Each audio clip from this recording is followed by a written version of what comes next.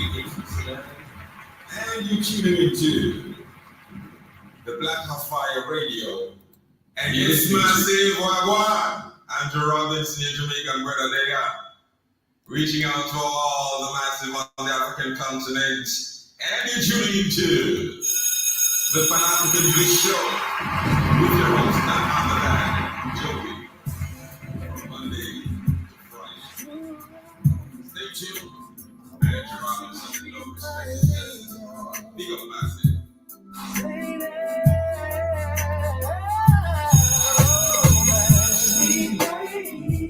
Would you be mine? Sweet love for a lifetime. I'll be there when you need me. Just call and receive me.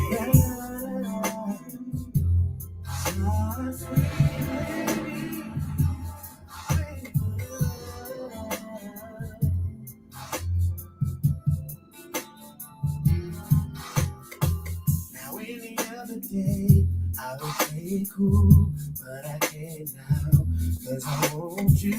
See, I'm hooked on how you flex your style, and I wanna talk for a little while. I never really seen your type, but I must admit that I kinda like. So baby, if you have the time, we can talk about you being mine. Sweet baby, will you be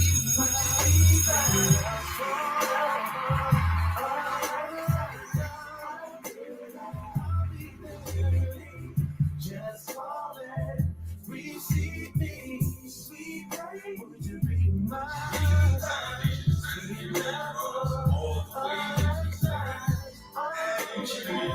When you need me, the Black House Fire now on the regular. I waste time, but I don't want to, cause you're so damn fine. And I heard that you were taking that don't have to stop. You were making late night phone calls on the telephone, bunch of fantasy. You're the kid home when you need me.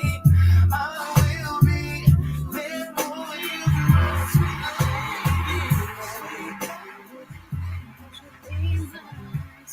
love.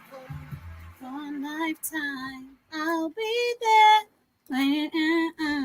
Karibuni sana. Whatever he said, whatever Terrace, is it Terrace? Whatever his name is, Tyrese.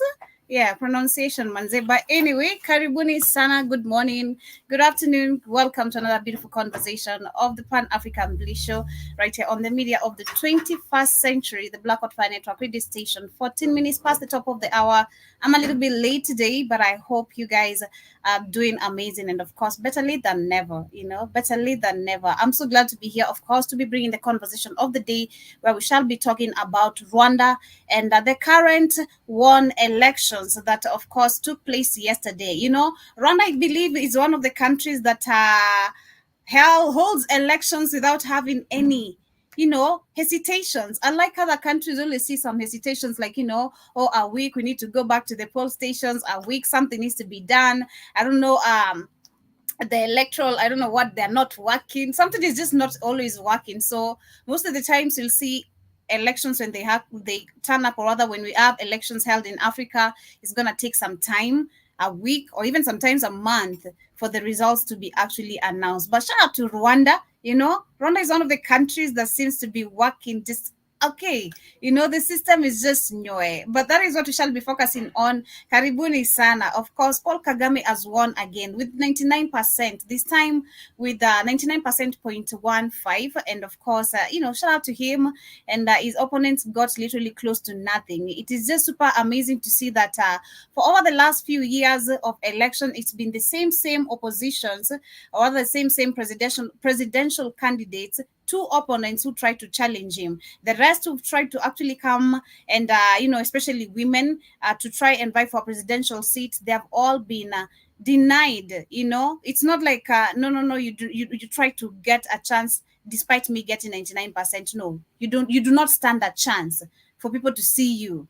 It is so crazy, but we shall be talking about that. Of course, the results, how did this get to happen? And I will be sharing a video of some facts being actually released on a video that I was watching right here earlier. And this is a video of 4 years ago. And this actually reveals why we have just the same oppositions over the here in Rwanda, in over the years in Rwanda, and why Rwandese actually failed to talk. And I believe it was yesterday actually, and for a few months, years, I've been talking about where I've not seen, especially months, I've been talking about where I've not seen Rwandese on TikTok. And leave alone TikTok, even being bloggers on YouTube. I rarely see bloggers on YouTube from Rwanda. We only see other people from other countries like Wode Maya from Ghana going to Rwanda to show us how, Kagame has been able to give people job opportunities, clean the city, maintain the hygiene. But there's so much that actually you'll not see on the mainstream media. And majority of the times you'll see Rwanda actually, if it's on the board or on debate from the mainstream media, BBC, CNN, this news is all about DRC Congo, where they're trying to defend themselves, being, of course, innocent, or how they can try work together with DRC Congo. But you'll never see any reports of a day-to-day activity of what happens to Rwanda, how the Rwandese people feel about Kagame. Instead, you'll only see Kagame himself being the one to talk about it. So we'll be sharing a video that actually reveals a lot of things that actually, so personally, I didn't know. And I don't know how many of you did know this on the video that it shall be spoken, and of course, spitting facts as I get to give my sentiments regarding that. We shall also talk about the richest man in Africa, that is Aliko Dangote. And it comes out that today or a few hours ago, he said that he doesn't own any home outside Nigeria. So I want to come with facts. And this includes also his Dangote Cement, where we can see that actually he has extended this business to 10 African countries. And the question is he even paying his people correctly? Despite him being the richest man. We talk about where, and it was yesterday I was talking about how African business keep on collapsing because of nepotism. Secondly, because there's poor also wage payment, because I believe effort is more put in if you're paying me correctly. Trust me. Most of the people, you are going to be pushed towards their work if they are really paid well. But in a society of majority of the Black community, you're still going to push yourself despite the wages you're getting being bad. So he has come out to defend himself, and you want to understand why is he defending himself out of just nowhere, saying that he owns no home outside Nigeria. We know all these billionaires, all these millionaires from African countries. We've seen examples with our very own president. They own islands, they own houses in islands, they own, so many things outside the African continent. They have failed to invest actually in their own homes, but rather gone to invest outside. So you're not telling me the richest man in Africa is that clever? I mean, he has not been able even to create what this other billionaire who emerged in Nigeria, what he's trying to do. He has not tried to help people actually grow, but stick in the same state of poverty and labor, which is what we were talking about yesterday. But yes, those are our major conversations for today. Rwanda and Nigeria, that is focusing on Aliko Dangote, the richest man in Africa. And we shall see how he acquired some of his wealth, what really happened. And also we shall talk a little bit when we come back after this short musical break about Gambia. Remember, a few months ago, at the beginning of this year, Demore and I were so much focused on a Gambia parliament, which was actually, or rather we had some MPs who had suggested or proposed a bill on allowing female genital mutilation to be brought back. But apparently, and rather, which comes as a good news, you can see that the parliament has rejected this bill to allow female genital mutilation to happen in the country. So those are our top discussions for the day, and I hope you guys get to enjoy the conversation. Shout out to you, Keisha Williams. Karibu sana. Hope you're doing amazing. I began with an amazing jam, and we shall get back to that and come back with the quote of the day. So in case you have anything positive, kindly feel free to share.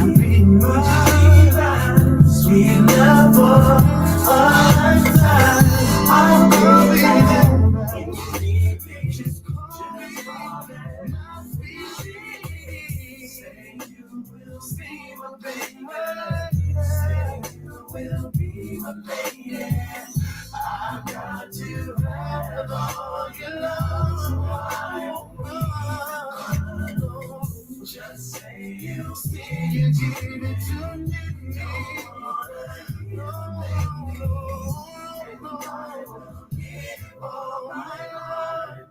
you say you'll be my baby,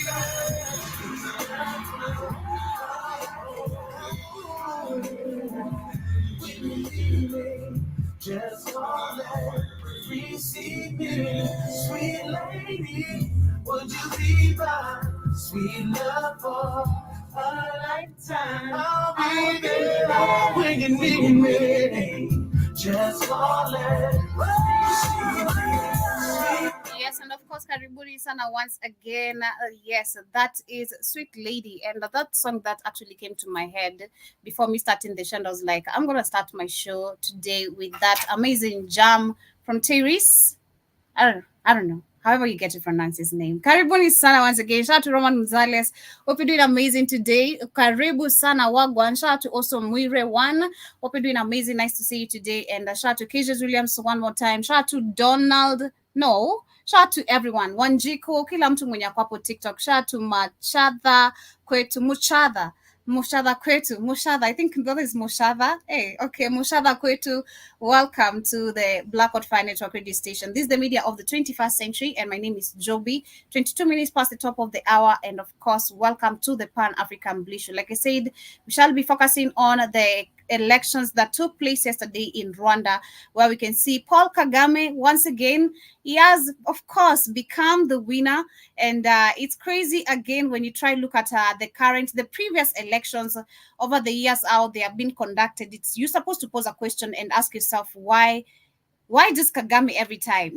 Don't we have other people who can just, apart from the two oppositions, who can come and try, vie for the presidential seat? So we have the answers, and I'll be sharing much more of what's, how Rwanda, or rather the people of Rwanda, are being treated, how they are silenced, how we have only two oppositions who have been, doing this for over the years, and much more coming also from Nigeria, like I said, from Aiko Dangote. But before we get to start, I want to talk about, of course, Gambia, which comes in today with some positive news. This comes in months after we debated about this, and we said some of the things actually we talk about. It's sad to see the African countries still we talk about, but I don't want to judge, because we understand indoctrination, miseducation, how it has actually took place, and how it has been super effective to the African peoples and the mindset. Female genital mutilations, it's not something that actually in today, 2024, something that Africa as a continent should be talking about, not just Gambia. And this is why majority of the times I've said this. If we really had a true organizations that were working, like the African Union, we should see when one proposal or one bill is brought on the table, the rest of the African countries should be actually included. Is this fair for us to pass this as a continent? It should not just be one country, but because we have this fake borderism thing, I do understand. But if you really had true organizations, that is the first thing you should do. When a bill is brought, when a bill is proposed, let the other African countries discuss it. See if this is fair for the people. Let the people actually also be included. That is the type of dialogue we want to have. Let the people be included in decision making. But the only countries I see doing that right now is Burkina Faso, Niger, and Mali. The rest is the bullshit type of dialogue that we're having. But they're saying that the Gambia lawmakers have rejected a bill seeking to overturn a 2015 ban on female genital mutilation. And the Speaker of the Parliament, Fakabari Tumbong Jata, said a majority of MPs had voted against the bill even before its third final reading due to late this month. Human rights groups and UN had urged MPs to block this bill, which was introduced in March, after the pressure from some Muslim clerics. It's always the Muslims somehow, because this is their culture. I'm sorry to say, these Muslims' culture, and I'm not supporting and say that it is fair for them to be practicing this. But sadly, we also see Christians affected by this, But see who are really pushing it, because they really do practice it. And it's less percentage of the people of female or women, especially in the Muslim society who are educated, to understand this is wrong, to understand this is so backache and it needs to be fought. You'll only see a few videos. I've seen a few only on TikTok who come confidently talking about it, because it's also considered as a shame. Most of the women could not talk, or I don't know if it's still there, but I remember when I was in high school, most of the women could not talk openly about being mutilated, because it is actually, it is wrong. This is how people view you. There's the type of view you're really given. But they're saying that the Gambia is among the 10 countries with the highest rates of FGM. And I think you remember I discussed this whole topic, and we checked how many countries have managed to ban this backache behavior, how many countries still practice this. And we saw so many countries, actually a quite number of percentage of countries have dealt away with it.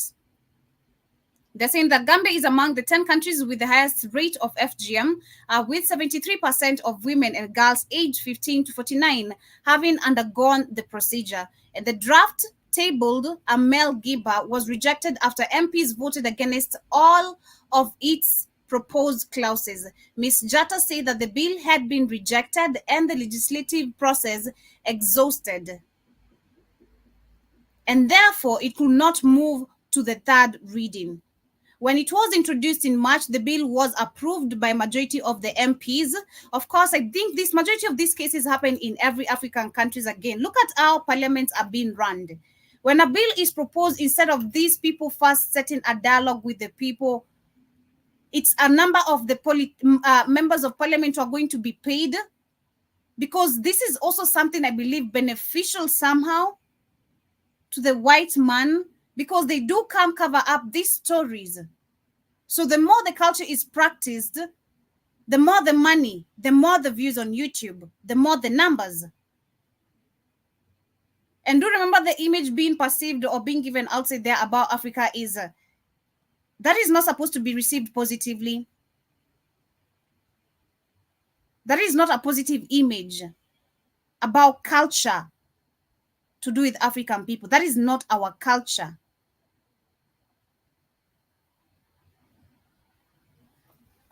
But anyway, we go back. So they're saying when it was introduced in March, the bill was approved by majority of the MPs,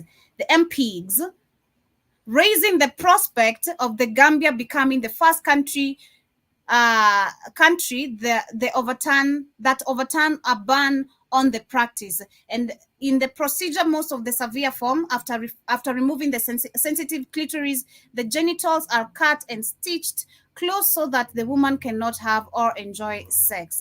And now the 2015 ban introduced fines and jail terms up to 3 years for perpetrators and life sentences if a girl dies as a result. FGM is banned in more than 70 countries globally, but continues to be practiced particularly in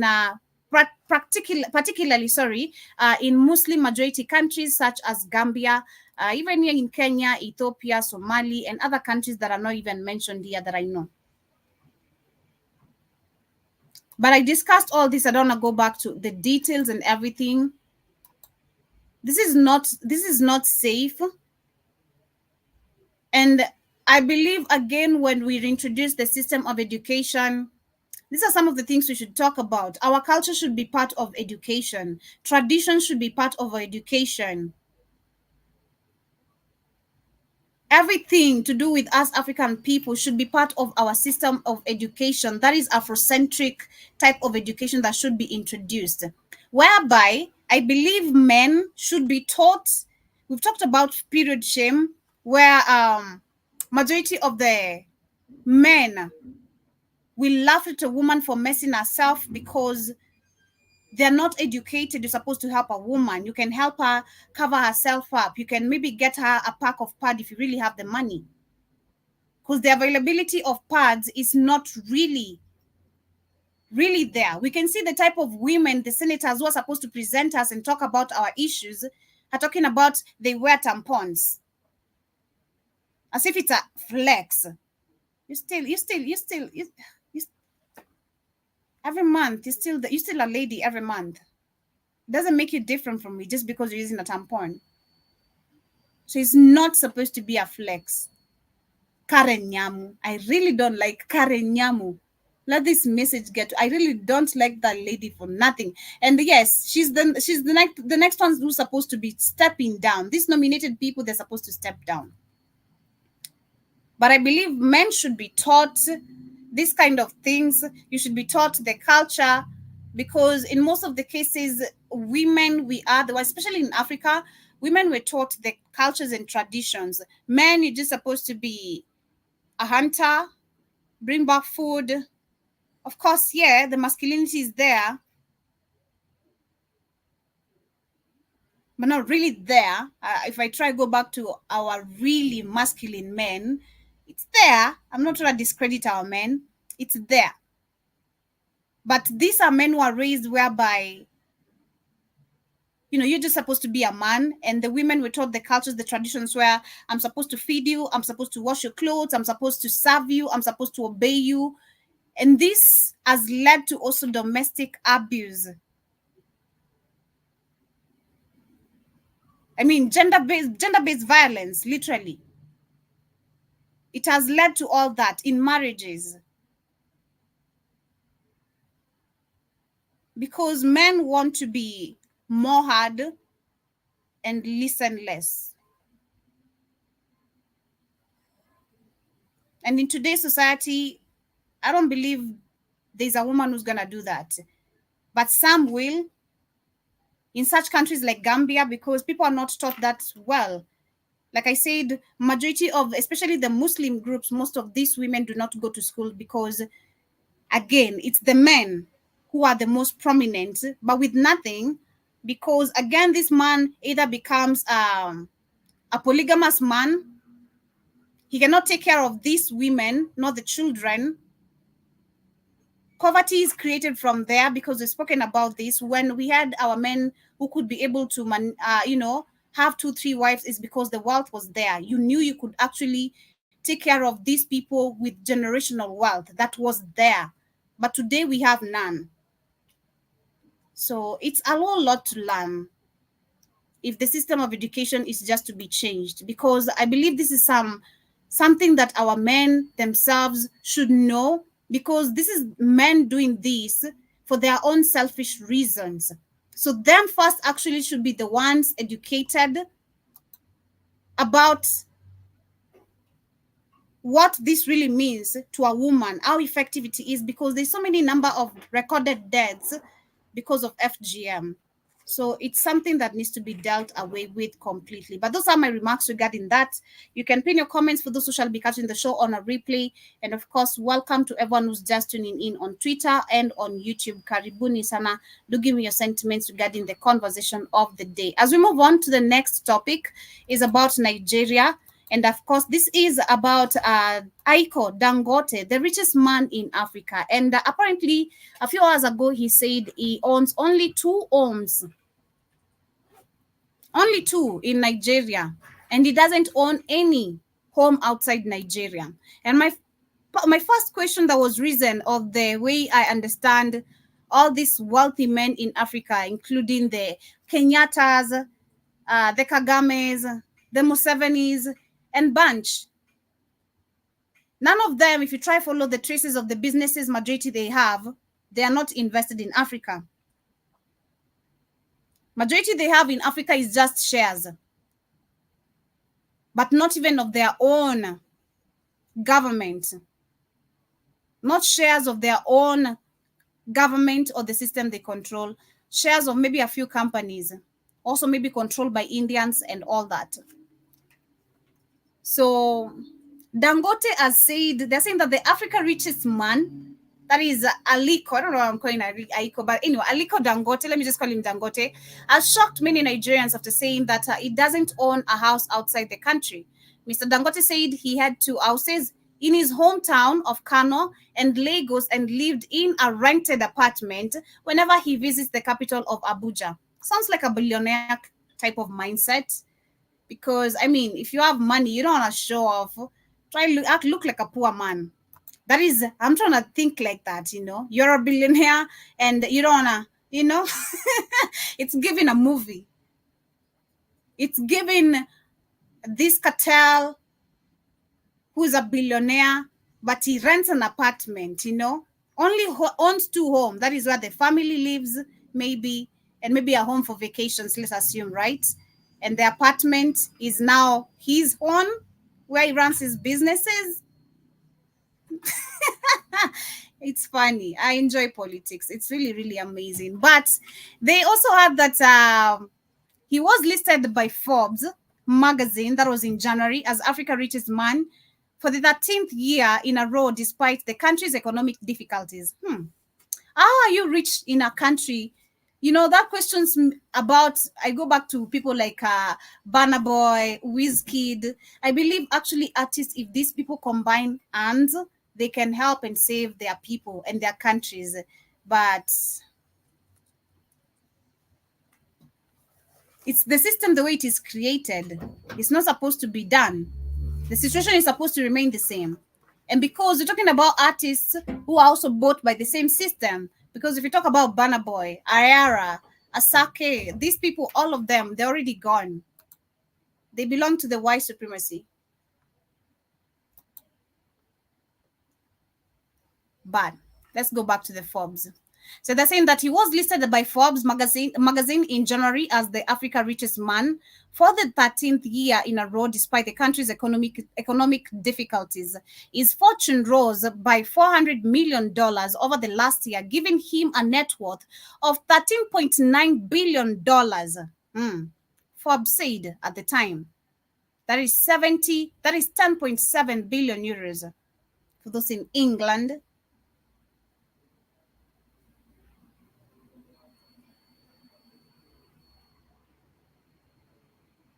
The 66-year-old businessman made his fortune in cement and sugar, and last year opened an oil refinery in Nigeria economic hub in Lagos. But why is oil still expensive in Nigeria? That is another question. The richest man in Africa, in a country that is full of oil, that it doesn't control, has built a refinery oil economic hub, but fails to actually make the cost of oil in his country affordable. They want to keep on subsidizing. You want to tell me you can't collaborate with the president to try give him actually 1, 2, 3 ways on how you can create employment now in this, or create more refinery companies? Let's continue. They're saying that the industrialists made the disclosure while speaking to journalists at the Dangote Petroleum Refinery on Sunday, and his comments surprised many in the country, where the rich elite have reputation for their opulent lifestyles. Many wealthy Nigerians own houses in London, Dubai, and Atlanta.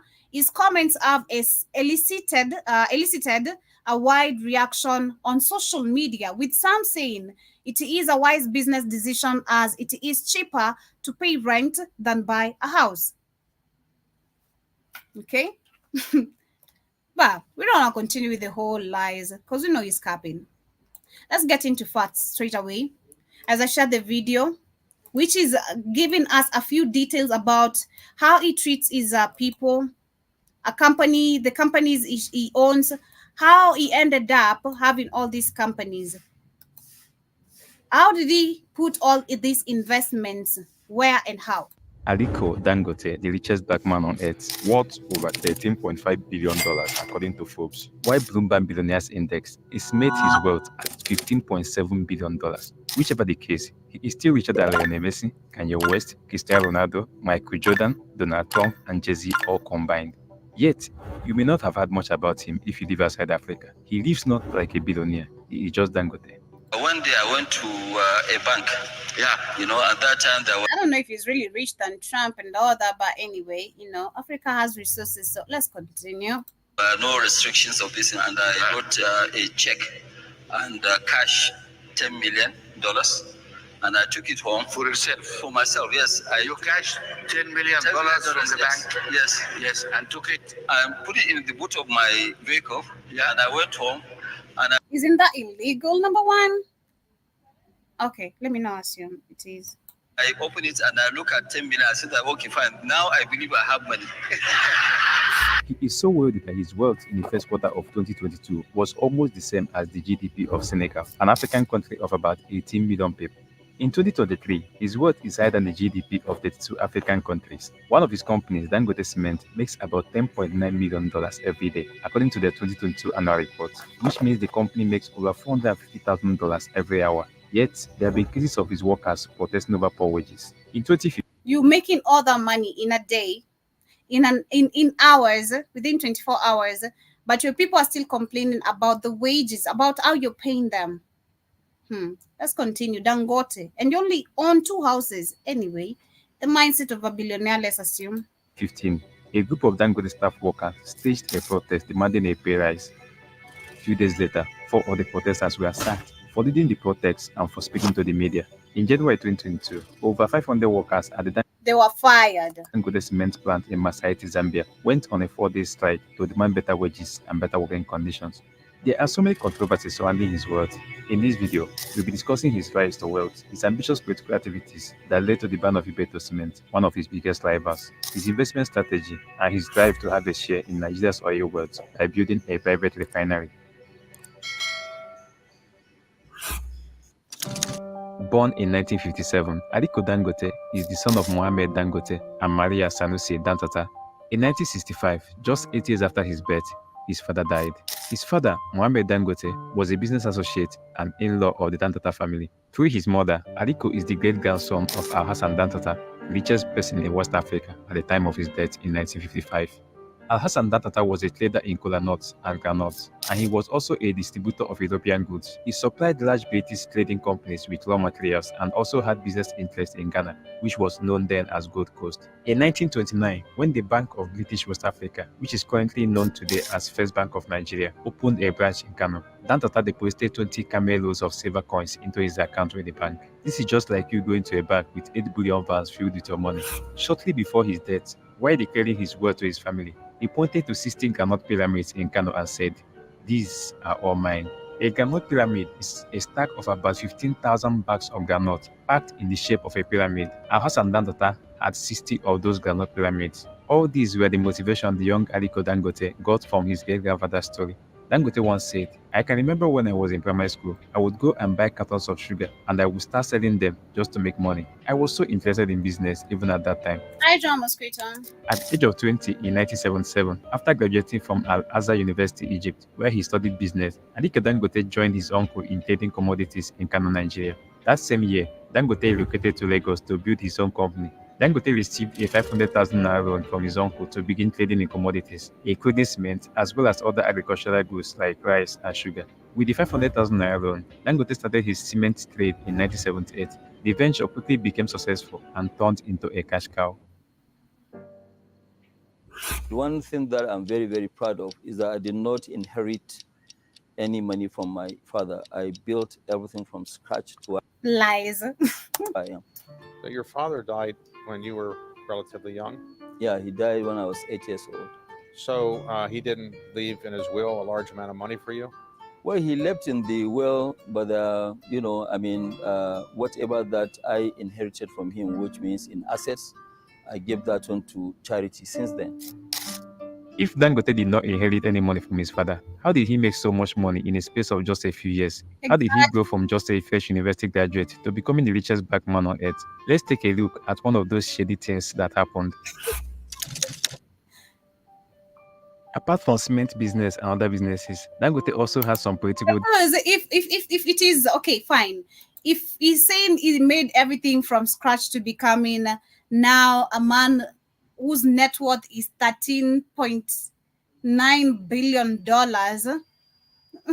then all of us should be somewhere as African people. I mean, why aren't majority of the Nigerians, living lavish or being actually not even being millionaires? Why are they not even in a middle class? We were talking about middle class yesterday, actually also being wiped out right now. because people are on a survival mode. So understanding that oh my god, it's the way they play with people's mentality. Understanding that most of the African families and generations have to struggle to gain their wealth.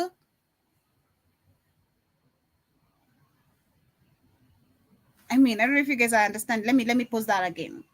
Understanding how we have scarcity, literally, of generational wealth amongst Black people. Because that is what Dangote is trying to tell us here.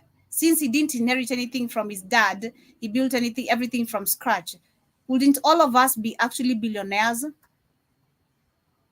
We would be billionaires, all of us. But shout out to K. Williams, Karibu Sarah, hope you're doing amazing, man. Deals that helped in giving him some business advantage. In 2003, during the re-election bid of President Olusegun Obasanjo, Dangote played a prominent role in the financing of the campaign. He gave over $4.5 million, which includes $2 million in support for the re-election bid, a $500,000 contribution to the National Mosque under the name of Friends of Obasanjo and Atiku, and another $2 million contribution to the Presidential Library. These contributions were later turned into investments. A few years after the campaign, something that I've observed most of the African leaders right now are doing all of these puppets. That is what I believe our deputy president in Kenya did. Poured some money in elections, in politics, political rallies and all that. And then that comes in as an investment. And now he can talk whatever he wants to say. And this is why we had him saying this country has shareholders, stakeholders and whatever. And just people who just belong to the country.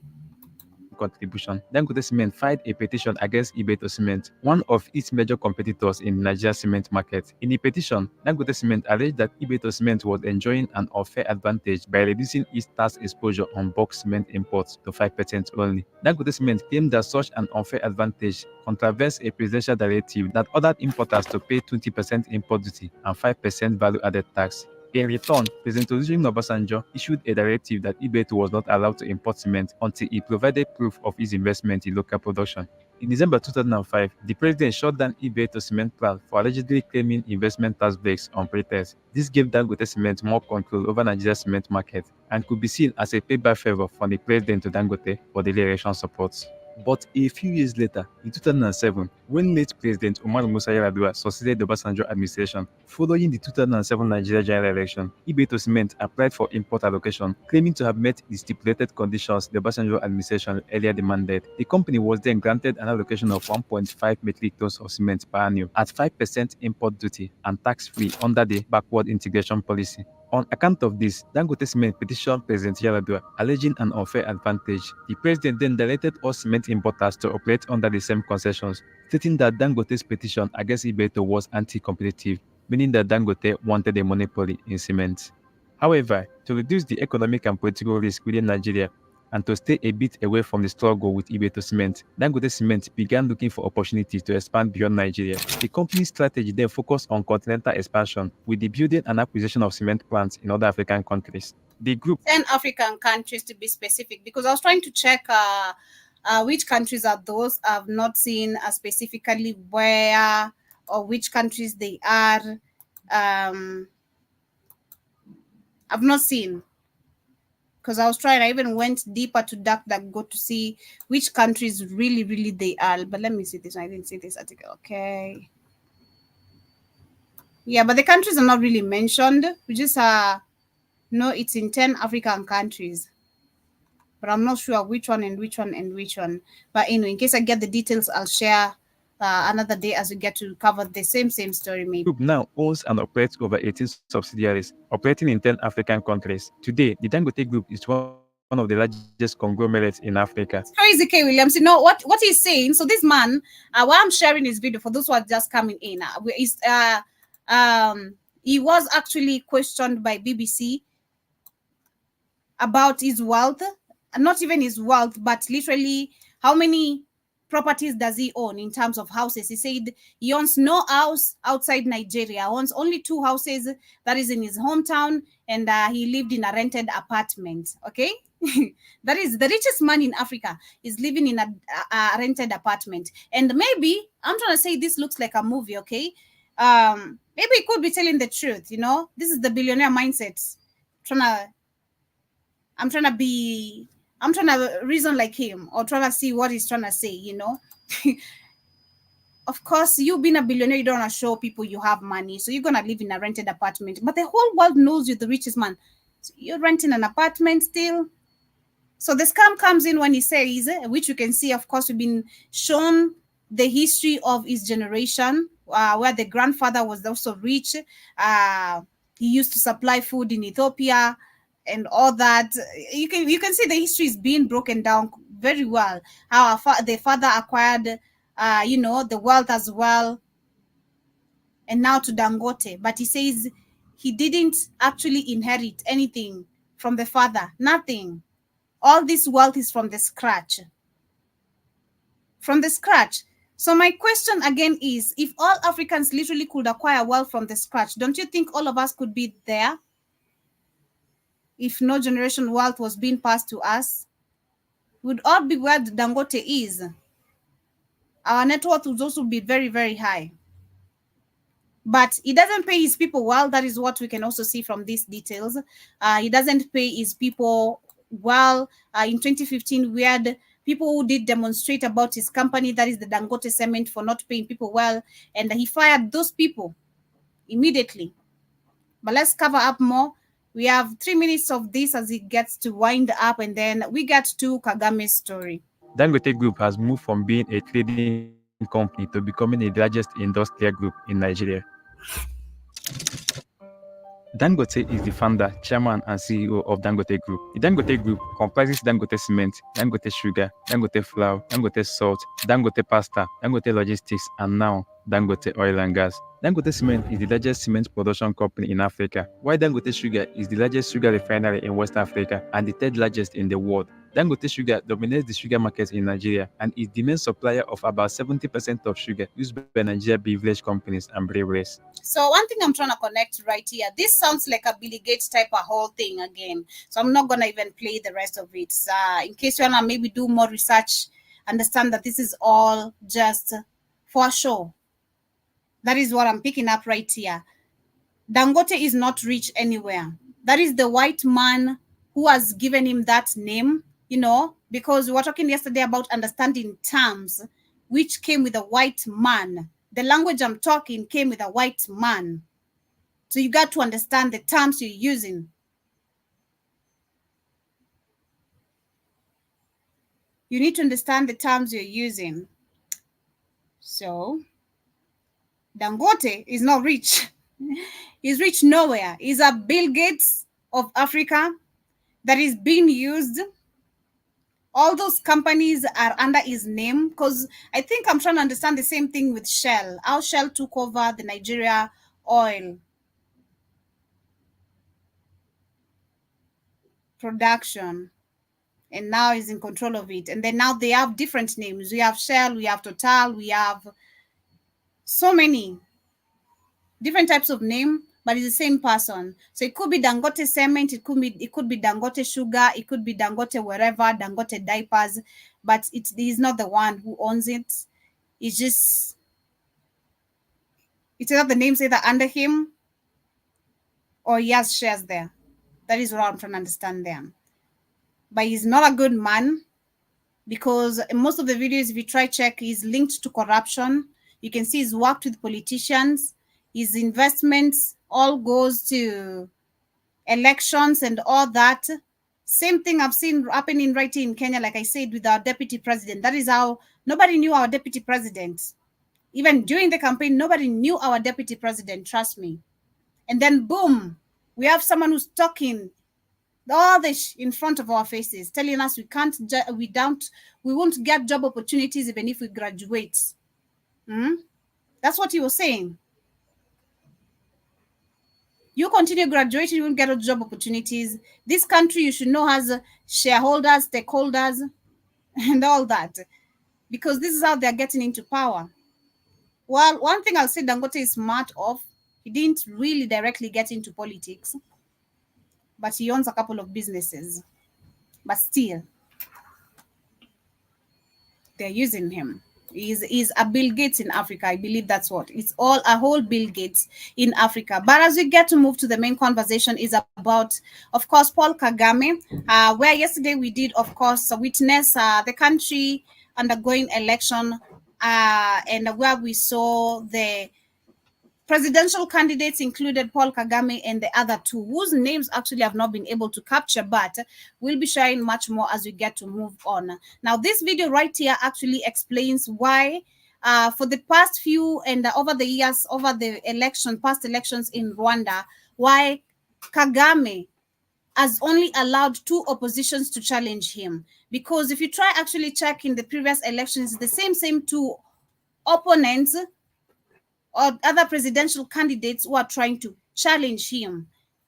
Yesterday, I was trying to check on what is happening during the day, and I saw a video where it was talking about this lady who was one among the presidential candidates who also wanted to, challenge Kagame, but she was told you would not do this.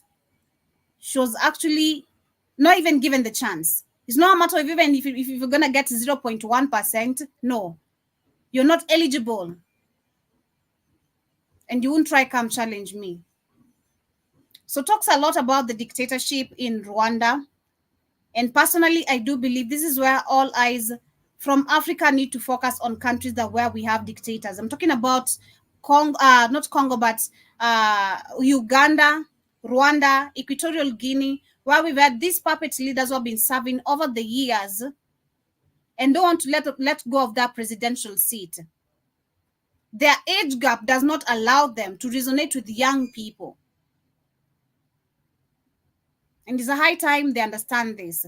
If Kenya is actually doing it, I believe the whole Africa, we can also focus our direction and save others from this dictatorship. So I'm going to share this video. It explains even much more. I think it was last year I did talk about, again, Kagame and journalists. Well, we know it is in Rwanda. And if you check most of the videos from Kagame, he's a very keen president when he's taking actually questions from journalists. We've seen most of his videos, he's going to actually call out on journalists for trying to question anything to do with M23 rebels, anything to do with DRC Congo, or anything to do with his leadership. We've seen Kagame calling out on all these white journalists. No matter where he is, he's never afraid to talk about it. He's criticized actually the mainstream media for not talking facts all the time about the African continent and the images they use for their own benefit. But what about him? Are people in his country allowed to talk? That is the question. It was yesterday again, I did speak about where I've not seen, and I mentioned that at the beginning of the show. I rarely see bloggers, leave alone TikTokers, on YouTube from Rwanda. And if they're there, I bet they're talking about none of the majority of what African people right now are talking about. Day-to-day basic, activities, what is happening in the country, and focus on the mainstream media. Rare will you hear daily activities being reported from Rwanda again, unless from what is happening in DRC Congo and the conflict they have. So who is Kagame? So this video I'm going to share till where I can. I'm going to share this video till where I can. And then from there, we shall actually conclude a couple of things regarding how he has silenced people from Rwanda.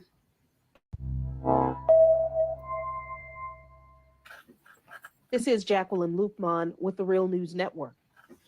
The past that we refuse to acknowledge, or in this case, that's been covered up so expertly by the US propaganda machine, will always resurface to haunt us in the present. Such is the case of President Paul Kagame of Rwanda.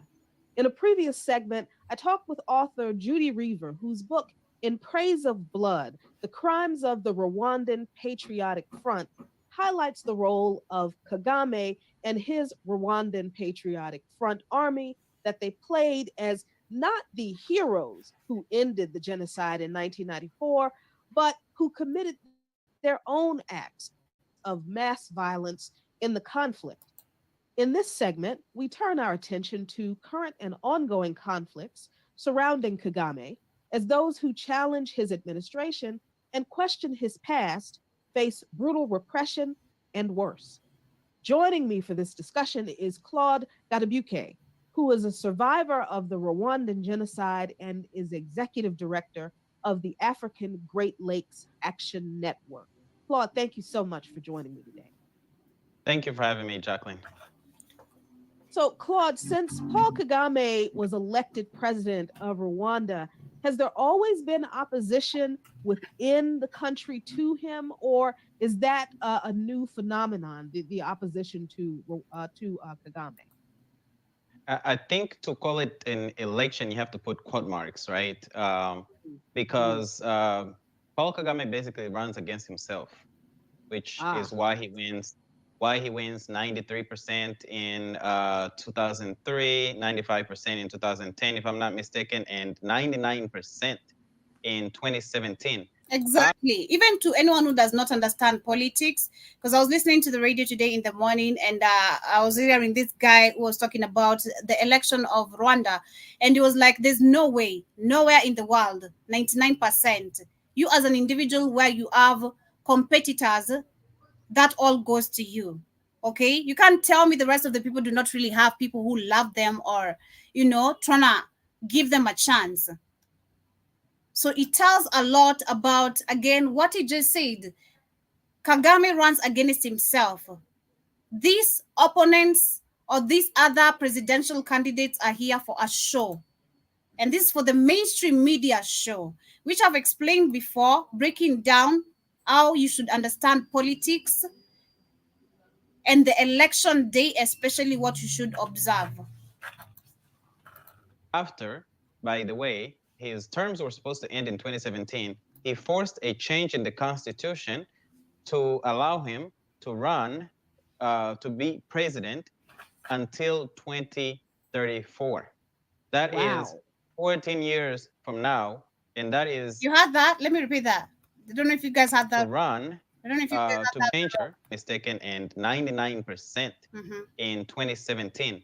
After, by the way, his terms were supposed to end in 2017, he forced a change in the constitution to allow him to run to be president until 2034.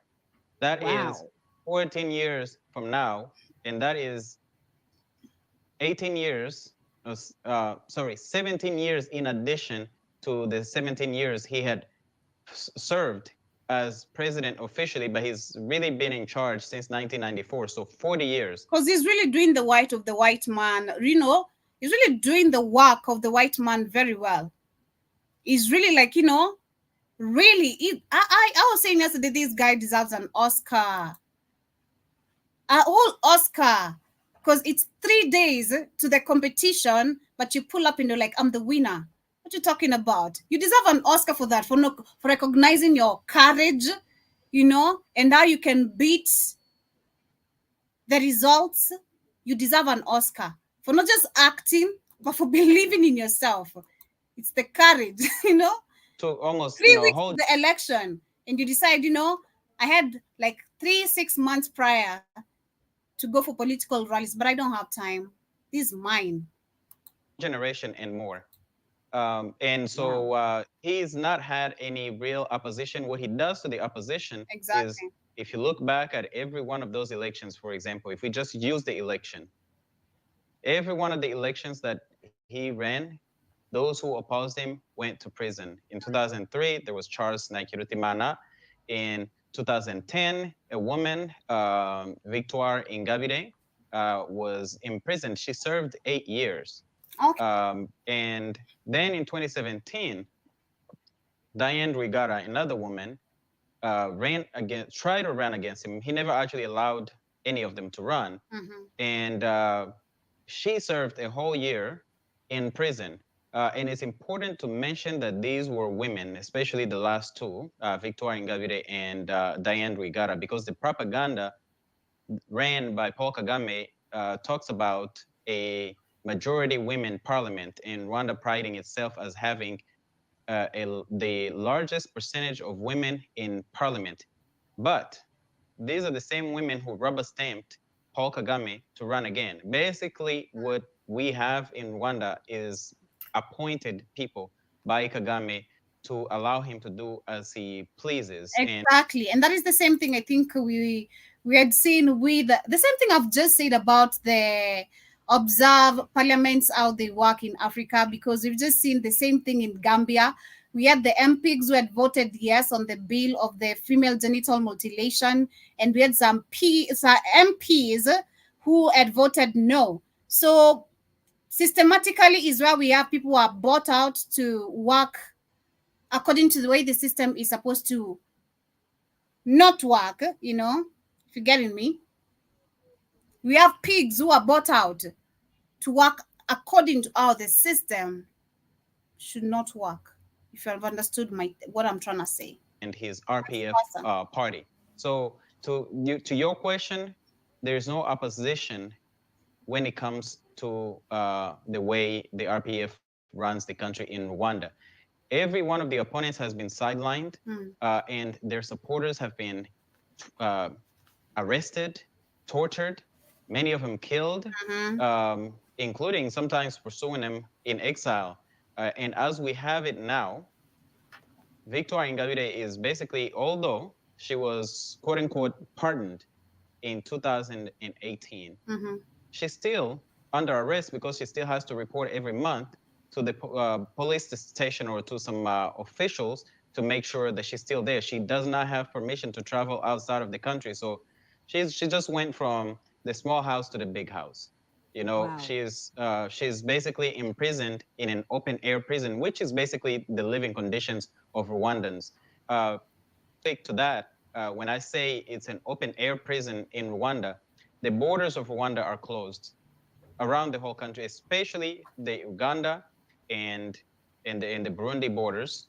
But the Uganda border has been a big source of controversy. And so Rwandans, even when they're starving, cannot even leave the country to go and shop across the border. And the ones who obviously live near Uganda, they actually have relatives. They can even go visit their relatives on the other side of the border. News you won't see on the mainstream media, because nowhere have I ever reported of Rwandese are suffering from hunger.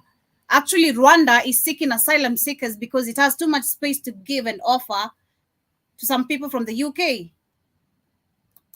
So this is literally what you won't hear. You'll see the positive side of Kagame, the positive side of him talking about Pan-Africanism, how resources have been snatched from African people, how we need to take control of what. But we don't see this. I was even quite shocked to see this. These are survivors from the genocide, and he's very confident talking about what he's talking about. So I was quite shocked. I'm like, this is outside. Because if you try to look at most of the videos about Kagame is positive, nothing but just positive remarks of how he's built, cleaned the city and all that. But what about him going all the way down to South Africa to just kill journalists because of talking about him? A pregnant woman was killed. A pregnant woman, imagine. A few months ago for Kagame. trying to cross, shot by the Rwandan police. Multiple people have been shot, including Ugandan citizens.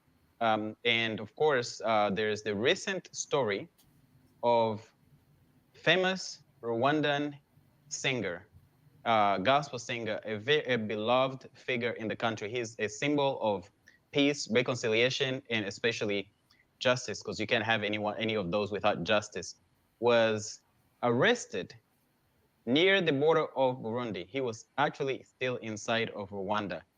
And 4 days later, he turned up dead. And the government of Rwanda claimed that he committed suicide, which is absolutely a big lie. Because now let me pause you for a second there, because we're talking about singer Kizito Mihigo, who, as you said, very beloved in Rwanda.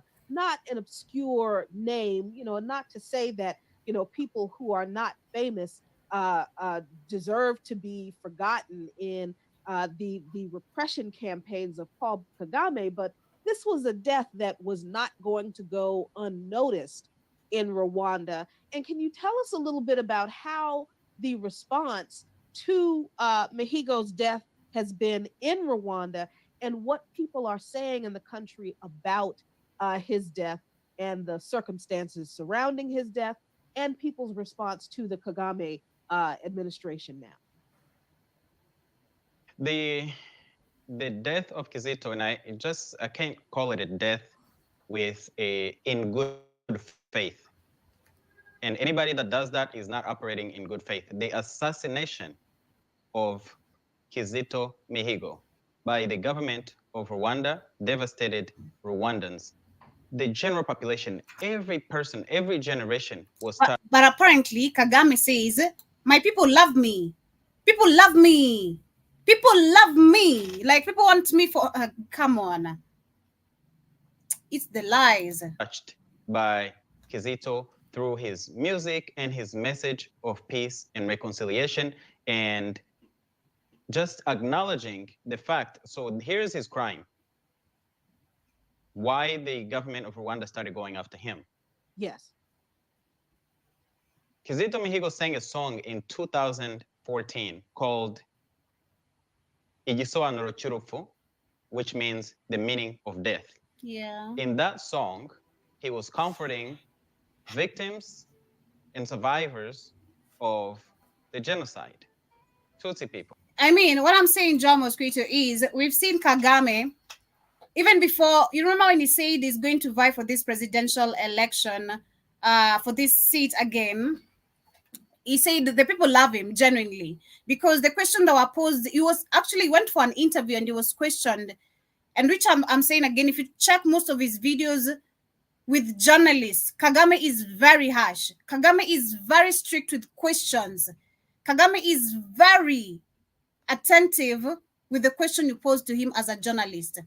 And you'll always see, and if you observe most of his videos, which I've shared here, he'll come against the journalists and the mainstream media even as a whole because of the images they have put outside there about the African continent. And he went ahead and defended himself. Why he's coming back for another presidential term? He said people genuinely love him. Genuinely, people love him. But I just want you to, if you listen to the story of this young man, what this young man is saying.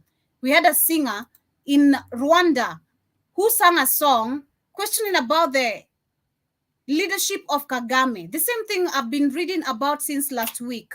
Samia Sulu arresting a 24-year-old because of banning his picture. Equatorial Guinea, a pastor called him a demon. In Uganda, he was just assaulted. So it just tells a lot about the hidden facts about Rwanda that people don't know. Because sadly, and which I see every single day, even when I bump into posts of the people, is the positive side of Kagame. But people don't know what this guy is doing in Rwanda. So that is what he said. People love him, you know. People love him.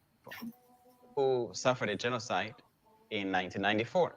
He was also comforting people who died in other circumstances, including those who were killed in crimes not recognized as genocide, which basically that indicts the RPF, the government in power in Rwanda. And soon after that, he was disappeared. He went missing for over a week. Then they produced him and they paraded him in front of the media with handcuffs. That's the first time I actually personally heard of him. I didn't actually know a lot about him. Then I just started looking into the case because it was really weird to have somebody in handcuffs paraded in front of media to make a statement without a lawyer. And then have a court case after that. They made him apologize, and we have secret audios where he talks about what they did to him. They tortured him. They beat him. He was in the office of the, when they beat him, he was in the office of, and it's in the secret audio, the cabinet, the president's cabinet leader. Then they made him confess to a crime that he didn't commit. They sentenced him to 10 years in prison. Then pardoned him in 2018 after 4 years. And they kept him basically imprisoned because just last week, they arrested him and claimed that he was attempting to leave Rwanda when in fact the people who had him arrested said he was 10 minutes away from the border and he was laying down or sleeping. So he wasn't even anywhere crossing the border. This was before any crossing happened. It was inside of Rwanda, which is allowed to do. And there was no crime being committed. And then, of course, they showed pictures of him. He looked like he was touring, like a tourist. Mm. Then they arrested him. He died 4 days later in custody, killed. Then they claimed it was suicide. The people were devastated. That's what I wanted to get to. Everybody is mourning in Rwanda. For the last 2 weeks, there's been mourning all over the world. There's been church services everywhere for Kizito Mihigo. And that is the most protesting you will ever see from Rwandans, which is a sign of repression, by the way. And which you never saw on the mainstream media, by the way, The simple fact that people even went to the funeral. Normally, when somebody like that dies that the government doesn't like, people don't show up to the funeral.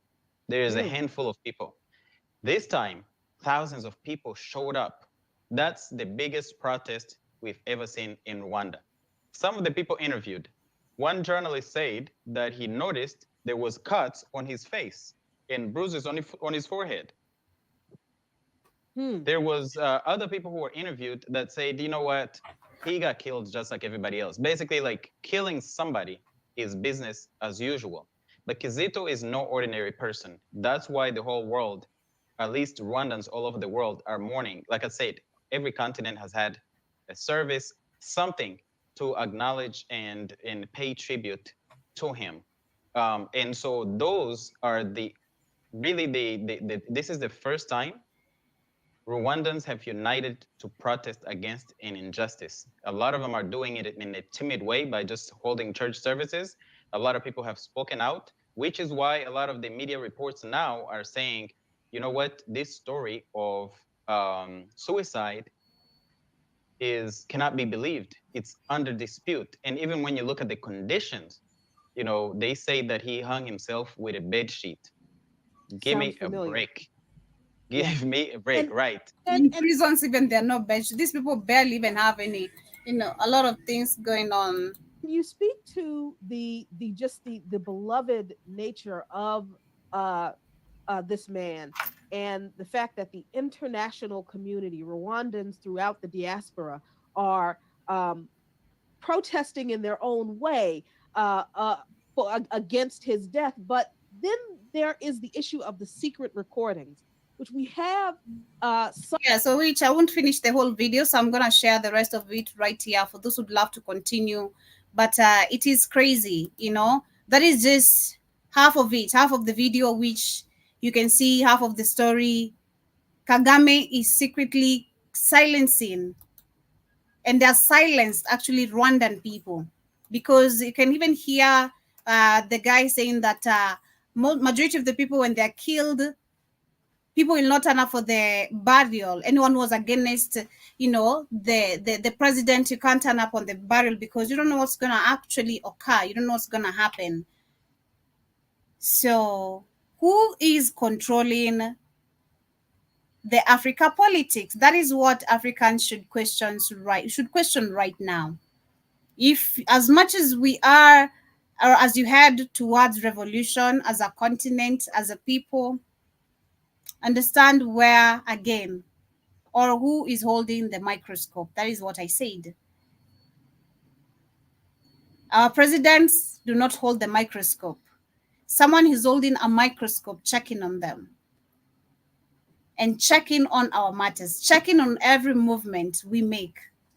So that is where we need to go back to. But I think William says pure madness. It is crazy.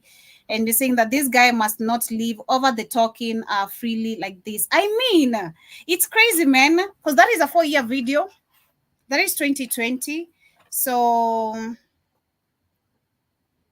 I was surprised to see that. I know it's surprising to see that you can bump into a video talking facts about Rwanda, Kagame, and his leadership, which is very, evil and pathetic. But anyway, that is why we wrap it up today. That is the link to the video, which part of whatever is remaining, you can catch it up right there.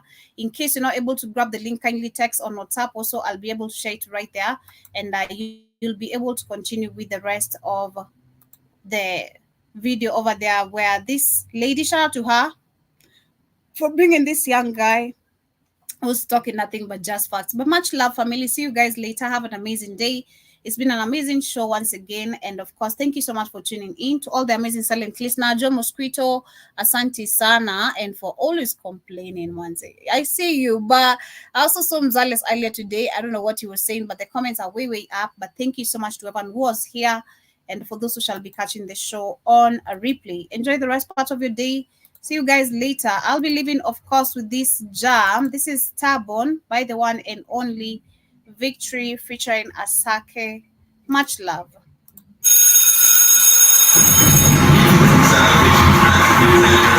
All the way and you tuning into the Black Fire Radio.